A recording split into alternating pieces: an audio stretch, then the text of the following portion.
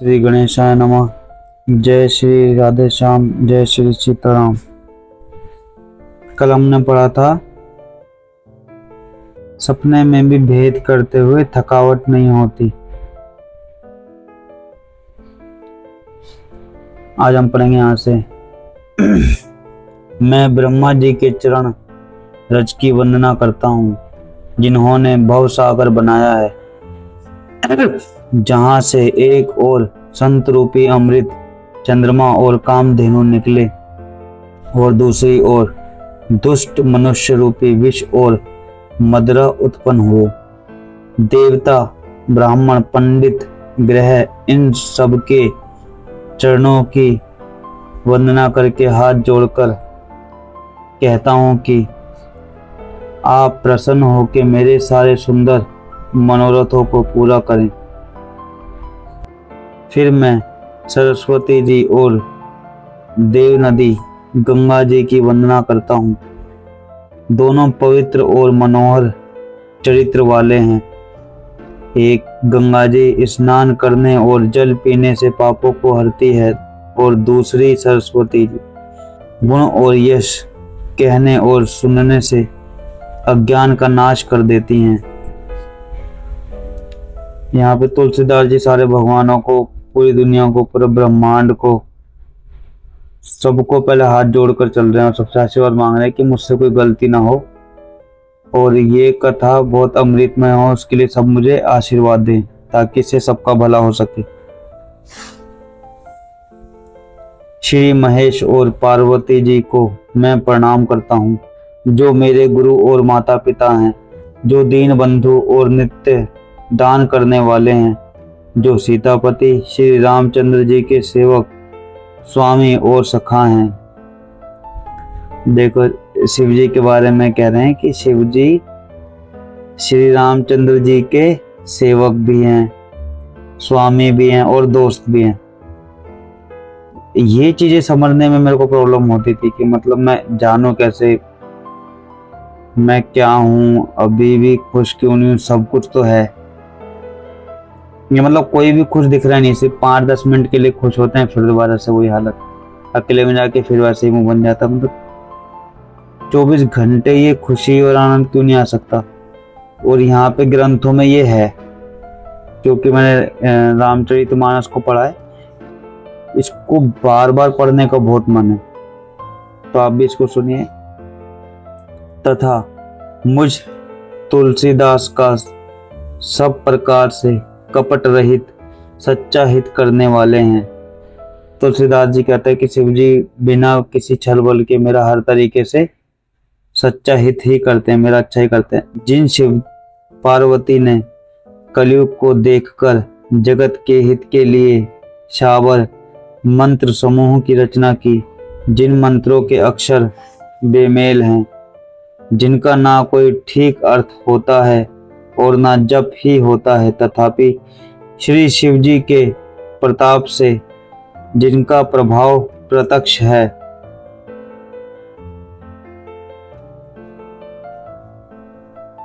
कलयुग को देखकर शिव जी ने शाबर मंत्र समूह की रचना की। कोई शाबर मंत्र समूह, जैसे श्री रामचरितमानस है तो शिव जी और पार्वती जी ने शाबर मंत्र समूह की कोई रचना की हुई है। उनको बता रहे कि उनको पढ़ेंगे तो उसका कोई मतलब भी नहीं है और उनको लोग जाप भी नहीं करते। वो कलयुग को देख के उन्होंने मंत्र बनाए यहाँ पर उद्धार करने के लिए।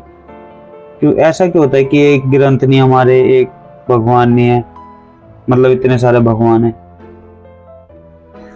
जैसे हमारी जीभ है कि किसी को खट्टा ज्यादा अच्छा लगता है, किसी को मीठा ज्यादा अच्छा लगता है, किसी को तीखा बहुत ज्यादा अच्छा लगता है, ऐसी रिश्तों में कि किसी की भाई से ज्यादा बनती है, किसी की माँ से ज्यादा बनती है, किसी की बहन से ज्यादा बनती है, किसी की दोस्तों से ज्यादा बनती है। तो भगवान ने अपने आप को यहाँ पे बहुत सारे रूपों में विस्तृत कर दिया है, बहुत सारी किताबों में कर दिया कि आप जहाँ से आपको लगे ना कि आप कंफर्टेबल हो, कि आपको यहाँ से सब कुछ समझ में आ रहा है, कि आपको दोस्त की तरह कोई चाहिए था, दोस्त मिल गया। आपको पिता की तरह कोई डांटने वाला चाहिए था, समझाने वाला चाहिए था, तो आप शिव जी की तरफ जा सकते हो। आपको लीलाएं जैसे कृष्ण लीलाएं ये सब कहता है, और यहाँ मतलब गलत लोग समझते हैं उसका मतलब कि कृष्ण लीलाएं ये गोपियां ये सब, वो नहीं लीलाओं का। पर हम भगवान की कृपा ही तो हम उसको आगे पढ़ेंगे।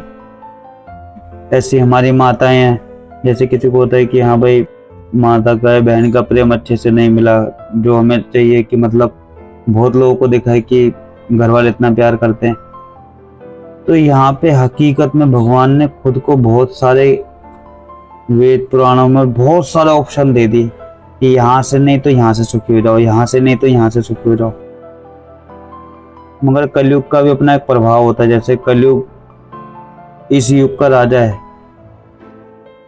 तो कलयुग ये सब चीजें हमें जानने देगा ही नहीं बिल्कुल, कि हमें सच्चा साथी, हम जो भी चीज ढूंढ रहे खुशी या फिर कुछ भी, वो सब कुछ यहीं पे ही है।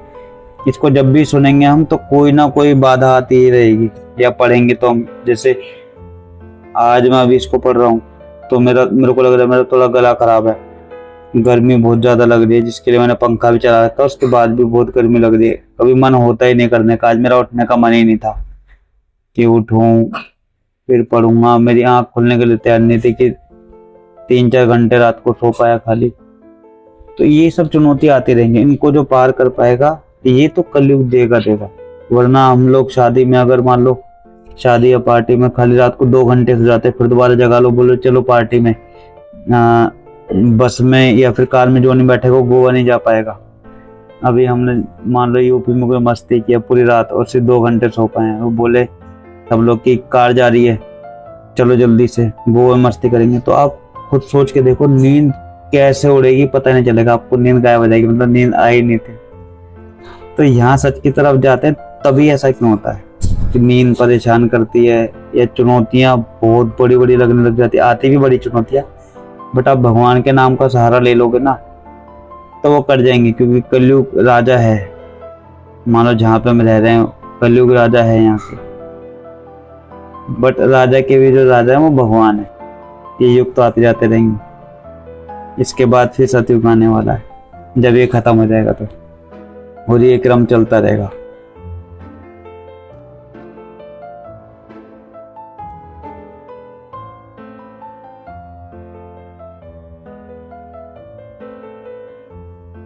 तो यही बता रहे थे इसमें, तुलसीदास जी बोल रहे हैं कि शिव जी ने ऐसे मंत्रों की रचना की है।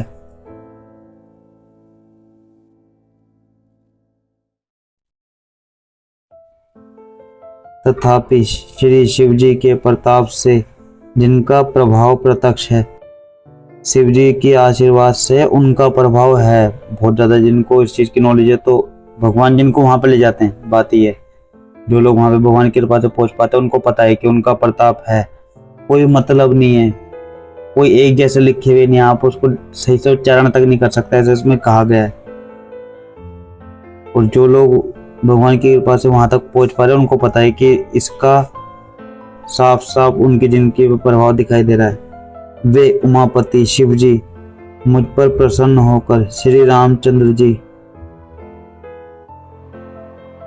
इस कथा को आनंद और मंगल की मूल उत्पन्न करने वाली बनाएंगे।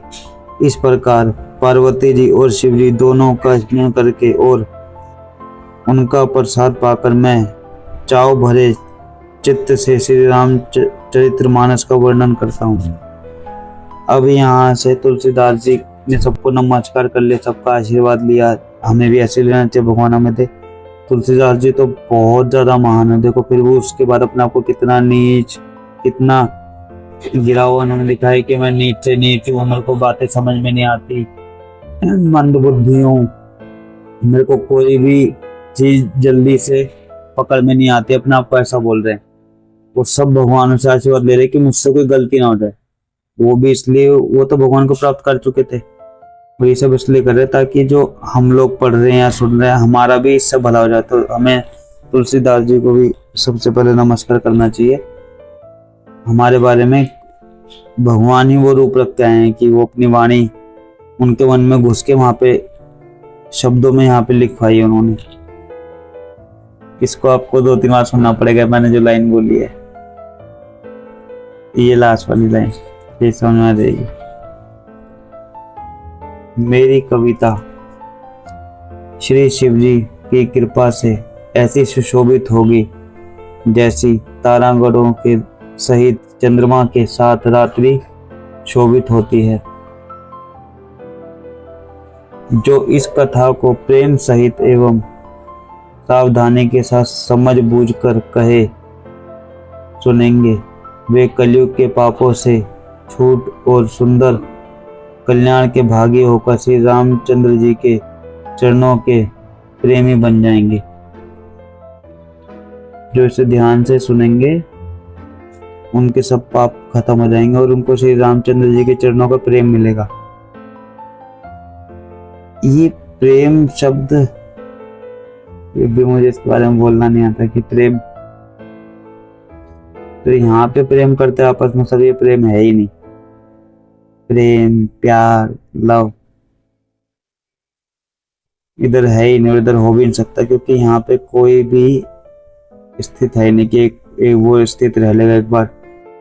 मतलब मान लो आपने किसी सही में बहुत प्रेम कर लिया, फिर आप किसी को चाह रहे हो तो वो अपना शरीर छोड़ के चला जाए, कोई भी हो, क्या पता कौन कब छोड़ने वाला है। गया प्रेम कुछ टाइम बाद, कोई भी हो, उसके नाम की साधना तो कोई करने बैठता नहीं है कि मेरे पिताजी चले गए आंख बंद करके, तो पिताजी का नाम ले जा रहे। प्रेम तो था, कहाँ चला गया? तो वहां तो होता नहीं, यहाँ पे प्रेम हो जाता है। धीरे धीरे साथ जुड़ के देखो, आपको पता चल रहा है। यदि मुझ पर श्री शिव जी और पार्वती जी की स्वप्न में भी सचमुच प्रसन्नता हो तो मैंने इस भाषा कविता का जो प्रभाव कहा है वह सब सच हो। मैं अति पवित्र श्री अयोध्यापुरी और कलयुग के पापों का नाश करने वाली श्री सरयू नदी की वंदना करता हूँ। फिर अवधपुरी के उन नर नारियों को प्रणाम करता हूँ जिन पर प्रभु श्री रामचंद्र जी की ममता थोड़ी नहीं है, मतलब बहुत ममता है। अवधपुरी के जो नर नारी, उन पे श्री रामचंद्र जी की बहुत ज्यादा कृपा है, ममता है, प्यार है। उन्होंने अपनी पुरी में रहने वाले सीता जी की निंदा करने वाले धोबी और उनके समर्थपुर नर नारियों के पाप समूहों को नाश कर उनको शोक रहित बनाकर अपने लोक धाम में बसा दिया। मैं कौशल्य रूपी पूर्व दिशा की वंदना करता हूँ जिसकी कीर्ति समस्त संसार में फैल रही है। जहाँ कौशल्यपुरी पूर्व दिशा, जहाँ से विश्व को सुख देने वाले और दुष्ट रूपी कमलों के लिए पाले के समान श्री रामचंद्र रूपी सुंदर चंद्रमा प्रकट हुए। सब रानियों सहित राजा दशरथ जी को पुण्य और सुंदर कल्याण की मूर्ति मानकर मैं मन, वचन और कर्म से प्रणाम करता हूँ। अपने पुत्र का सेवक जानकर वे मुझ पर कृपा करें। दशरथ, यहाँ पे तुलसीदास जी ने दशरथ जी को प्रणाम किया है कि वो अपने पुत्र श्री रामचंद्र जी का सेवक जानकर मुझ पर कृपा करें, आशीर्वाद देता कि सब कुछ ठीक हो।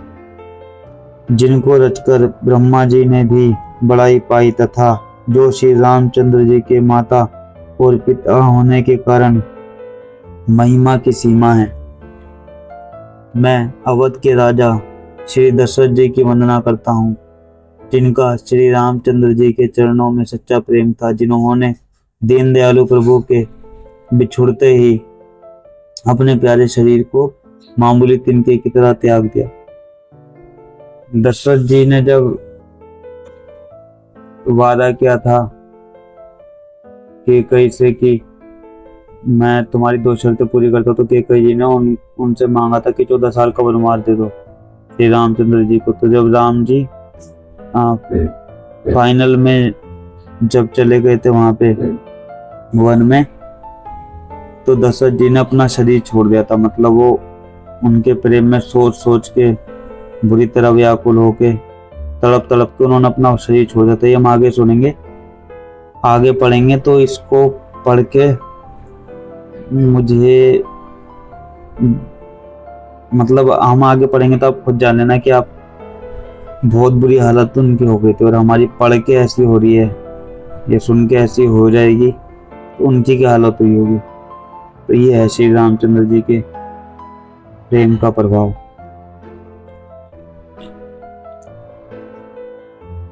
मैं परिवार सहित राजा जनक जी को प्रणाम करता हूँ, जिनका श्री रामचंद्र जी के चरणों में गूढ़ प्रेम था, जिसको उन्होंने योग और भोग में छिपा रखा था, परंतु श्री रामचंद्र जी को देखते ही वह प्रकट हो गया। भाइयों में सबसे पहले मैं श्री भरत जी के चरणों को प्रणाम करता हूँ, जिनका नियम और व्रत वर्णन नहीं किया जा सकता, तथा जिनका मन श्री रामचंद्र जी के चरण कमलों में भौरे की तरह लुभाया हुआ है, कभी उनका पास नहीं छोड़ता। भरत जी राम जी से इतना प्यार करते हैं कि वो एक सेकंड में उनके बारे में सोचना भूल नहीं पाते।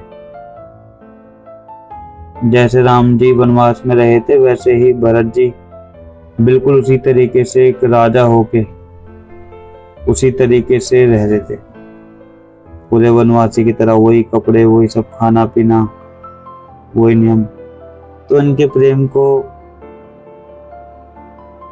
कहा जा नहीं सकता, मगर जो भी कहते हैं उनके श्री राम जी बहुत खुश होते। भरत जी के नाम से ही, जिसको अंग्रेजों के इंडिया, वो शायद गुंडिया, वो पुंडिया भी रख सकते, चुंडिया, कुछ भी नाम रख सकते थे। उनको तो सिर्फ वैसे था जैसे मुंह से कुछ निकला, भट्ट हो गया, चलो चलो हो गया तुम्हारा नाम, आगे जाओ। उन्होंने तो ऐसे नाम रख दिया। हिंदुस्तान, क्योंकि यहाँ पे हिंदू रहते ज्यादा, हिंदू का ये स्थान है, इसलिए ऐसा नाम है। ये भी एक नाम है, बट जो भारत का नाम रखा गया वो भरत जी के नाम से ही रखा गया। और मुझे ज्यादा ज्ञान तो नहीं, बट जितना मेरा दिमाग कहता है वो इस तरह रखा गया होगा, क्योंकि भरत जी से श्री रामचंद्र जी बहुत ज्यादा प्रेम करते थे, और भरत जी श्री राम जी से इतना प्रेम करते थे कि कहते कहते कोई भी कह नहीं पाया। तुलसीदास जी कहते कि मेरी जुबान बहुत छोटी है, मुझ में दिमाग नहीं है, मुझ में बुद्धि नहीं है, मैं कोई भी बातें नहीं समझ पाता, मैं बहुत गंदा हूं, नीच हूं। तो तुलसीदास जी ऐसा कह रहे हैं तो मतलब मैं कैसे कह सकता हूँ, मेरे तो बिल्कुल भी वो नहीं है। बट आप आगे देखेंगे प्रेम किसको कहते हैं। हकीकत में ये प्रेम है जिसे यहाँ पे सब ढूंढ रहे हैं ना, कि मुझे मिल जाए, मुझे मिल जाए। अरे भैया तुम दो, जब तुम दोगे तो किसी की तो खोज खत्म हो जाएगी कि उसको तो प्रेम मिल गया। बट ऐसा भगवान की कृपा से ही हो पाएगा कि आप ऐसा अपने आप को बना पाओगे। तो उसके लिए आपको आना ही पड़ेगा भगवान से मिलने के। भगवान ग्रंथों में है, क्योंकि सबसे पहले भगवान कानों से ही अंदर आता है, हमारे कानों से ही सुनाई देता। कोई भी सत्संग या किसी की भी वाणी या किसी की भी बात बहुत अच्छी लग रहा है कि भगवान इतने सुंदर है, इतने अच्छे हैं, इतना हमसे प्यार करते हैं, तब हमारा अट्रैक्शन उनसे और ज्यादा होता है कि हाँ भाई कोई तो है जो हमको प्यार करता है सही में, बिना किसी मतलब के, जिसे हमसे तनख्वाह नहीं चाहिए कि काम करके लाओ, कितने पैसे हैं तुम्हारे पास, ये कैसा है तुम्हारा सही शरीर है, तो तुम बहुत अच्छे लग रहे हो। जिन्हें हमसे कोई मतलब नहीं है, मगर वो हमसे बहुत ज्यादा प्यार करते हैं। मतलब हम उनके बच्चे हैं, धीरे धीरे यहाँ से पता चलेगा। तो भारत का नाम भरत जी के नाम से रखा गया। मैं श्री लक्ष्मण जी के चरण कमलों को प्रणाम करता हूँ, जो शीतल, सुंदर और भक्तों को सुख देने वाले हैं। श्री रघुनाथ जी की कीर्ति रूपी विमल पताका को, जिनका लक्ष्मण जी का यश दंड के समान हुआ। लक्ष्मण जी को प्रणाम किया तुलसीदास जी ने, हम भी करते हैं, क्योंकि लक्ष्मण जी ने हमें सिखाया कि सेवा कैसे करते हैं। मतलब कोई नहीं बता सकता, मतलब बोल नहीं पाएगा कोई भी। भरत जी का नाम तुलसीदास जी ने पहले लिया, ज्यादातर ग्रंथों में या सब जगह भरत जी का नाम पहले लेते, देखो फिर उसके बाद लक्ष्मण जी का नाम लिया। अब अगर हम ये सोचे कि श्री रामचंद्र जी से भरत जी सबसे ज्यादा प्यार करते थे, लक्ष्मण जी करते थे, दशरथ जी करते थे जिन्होंने शरीर छोड़ दिया, या हनुमान जी राम जी से सबसे ज्यादा प्यार करते हैं।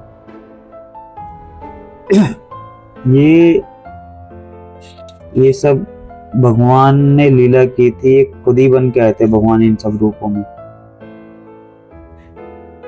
मतलब हम भी जो अच्छे बुरे लोग हैं, देखो आगे बताया भी है इसमें कि अच्छे बुरे सब लोग, जो भी कुछ पूरी दुनिया में दिखता है आंखों से और जो नहीं भी दिखता, वो सब भगवान ने बनाया। बट ये भगवान की लीलाएं थी कि भगवान से देखो इतने तरीके से प्यार किया जा सकता है, भाई बन के, सेवक बन के, पिताजी बन के इतना प्रेम किया जा सकता है। तो आप किसी भी रास्ते से भगवान की तरफ आ सकते हो। जब आपको लगे कि हाँ मेरी लाइफ में ये कमी है, तो आप भगवान को उस रूप में पा सकते हो, उतना ही प्रेम हो जाएगा। तो ये सब हमारे लिए उदाहरण है, वरना हमारे लिए लिखे भी जाता है। अगर इन सबको जो प्रभु हैं, ये तुलसीदास जी, भरत जी, लक्ष्मण जी, सीता जी, दशरथ जी, आप आगे देखेंगे पूरी की पूरी अयोध्या, सबको इतना प्यार हो सकता है तो हमें भी हो सकता है। इसलिए हमारे लिए लिखी हुई है कि हम भी उन्हीं के बच्चे हैं। थोड़ा भटक गया अपने मन की वजह से, बट हम उन्हीं के बच्चे हैं। ये धीरे धीरे ये हमें बता देंगे। जो 1000 सिर वाले और जगत के कारण 1000 सिरों पर जगत को धारण कर रखने वाले शेष जी हैं, जिन्होंने पृथ्वी का भय दूर करने के लिए अवतार लिया। वे गुणों की खान, कृपा सिंधु, सुमित्रा नंदन श्री लक्ष्मण जी मुझ पर सदा प्रसन्न रहें। यहाँ तुलसीदास जी लक्ष्मण जी का भी आशीर्वाद मांग रहे हैं।